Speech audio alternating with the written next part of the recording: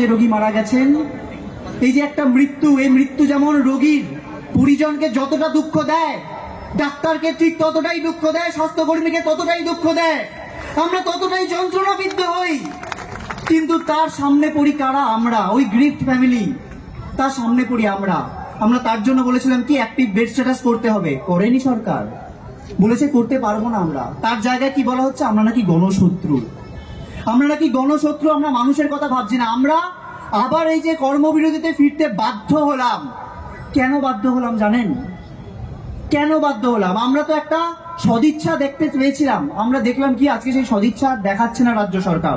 তারা খেলিয়ে দিচ্ছে যে ডাক্তার স্বাস্থ্যকর্মীরা এক পক্ষ আর রোগীরা এক পক্ষ, উল্টো পক্ষ। আমরা আজকে এখান থেকে বলতে চাই, ডাক্তার স্বাস্থ্যকর্মী নার্স রোগী পরিজন সবাই একটা পক্ষে, আর তার উল্টো পক্ষে কেউ যদি থেকে থাকে তারাই সরকার, যারা আমাদের গণশত্রু বানাতে চাইছে, আমাদের আন্দোলনকে ভয় দেখিয়ে তারা আমাদেরকে গণশত্রু বানাতে চাইছে।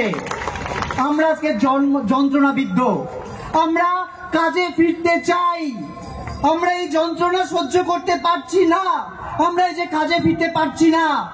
প্রশ্ন করা হচ্ছে যে রোগী মারা যাচ্ছেন, একটা রোগী মারা যাচ্ছেন, তার দায় কি শুধু সরকারের, আমাদের নয়?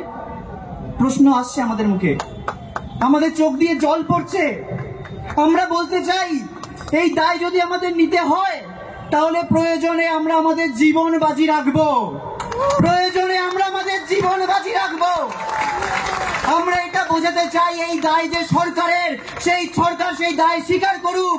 স্বাস্থ্য মন্ত্রক থেকে এই যে নারায়ণ স্বরূপ নিগম, তাকে সরিয়ে দিক। আমাদের প্রত্যেকটা দাবি অবিলম্বে মানুক।